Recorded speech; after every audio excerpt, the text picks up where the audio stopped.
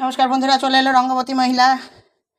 তোকে নিয়ে বাজবো সোনা সোনারি, এই যে বলেছিলাম কালকে করার মধ্যে কিভাবে করব চট জলদি। তেজপাতা জিরে দিয়েছি, এই যে জিরের গুঁড়ো, চিনি, একদম চট জলদি বন্ধুরা। এই যে দেখুন পেঁপে আর কাঁচা লঙ্কা হলুদ দিয়ে একটু সিদ্ধ করে নিয়েছি।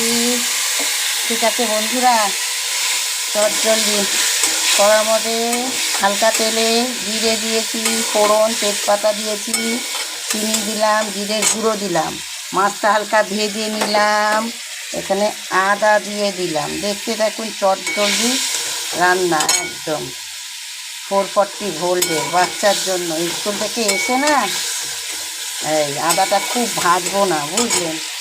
এই যে পেঁপে আর হচ্ছে গিয়ে নুন হলুদ দিয়ে এই ঢেলে দিলাম।